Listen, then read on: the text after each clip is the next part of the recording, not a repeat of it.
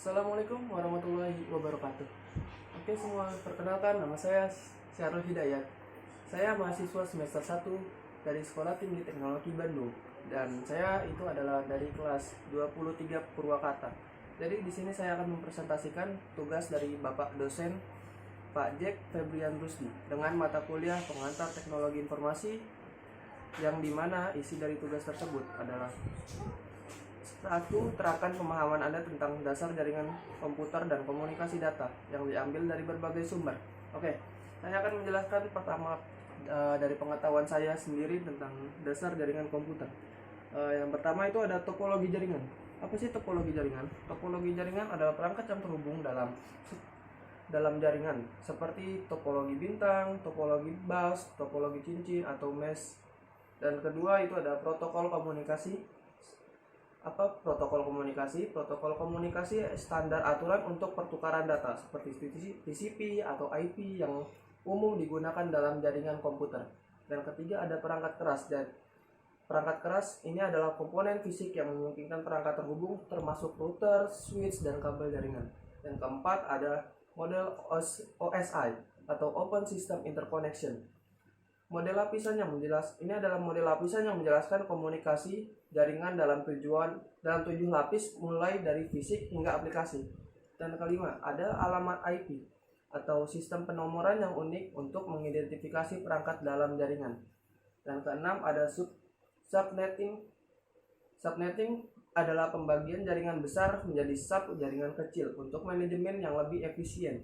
Dan ketujuh adalah pengalamatan MAC atau MAC, Media Access Control, alamat fisik unik untuk sistem perangkat dalam jaringan. Dan kedelapan ada model client server dan peer-to-peer, cara perangkat berkomunikasi dalam jaringan dengan model server yang menyedia layanan dan klien sebagai pengguna layanan. Dan ke-9 ada firewall dan keamanan jaringan. Ini adalah salah satu langkah-langkah untuk melindungi jaringan dari ancaman keamanan seperti firewall dan enkripsi. Dan ke-10 ada manajemen jaringan. Ini adalah proses pengelolaan dan pemantauan kesehatan jaringan untuk menjaga kinerja yang optimal. Oke, selanjutnya itu ada komunikasi data. Komunikasi data melibatkan pertukaran informasi antara dua atau lebih perangkat. Beberapa aspek komunikasi data meliputi: 1. Pengirim atau sender, perangkat atau entitas yang menginisiasi proses komunikasi dan mengirim data. Dan yang kedua ada penerima atau receiver. Receiver ini adalah perangkat atau entitas yang menerima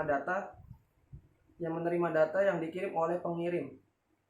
Dan ketiga ada pesan atau message. Ini adalah informasi yang dikirim dari pengirim ke penerima, bisa berupa teks, suara, gambar, dan atau dengan data lainnya. Keempat ada kanal komunikasi. Media atau jalur yang digunakan untuk mentransmisikan data seperti kabel, gelombang radio, atau serat optik. Dan kelima ada protokol komunikasi. Ini adalah aturan atau standar yang mengatur bagaimana data ditransmisikan dan diterima antara perangkat. Dan keenam ada pengkodean dan dekoden, atau yang biasa dikenal encoding atau decoding. Perangkat ini adalah proses mengubah data menjadi format yang dapat ditransmisikan dan mengembalikan data ke bentuk semula di pihak penerima. Dan ketujuh itu ada lapisan komunikasi. Pembagian fungsi komunikasi dalam lapisan-lapisan seperti pada model OSI untuk mempermudah pengembangan dan pemahaman. Dan kedelapan ada duplexing, kemampuan komunikasi untuk menjadi dua arah atau full duplex, atau satu arah atau half duplex. Dan kesembilan ada protokol TCP atau IP, kumpulan protokol yang digunakan umum untuk komunikasi data dalam jaringan, termasuk protokol internet atau IP, transmission control protocol atau TCP, dan user datagram protocol atau UDP. Dan ke-10 ada keamanan komunikasi. Ini adalah langkah-langkah untuk melindungi data selama proses transmisi seperti enkripsi dan autentikasi. Oke, mungkin cukup sekian dari saya. Maaf bila ada kekurangan.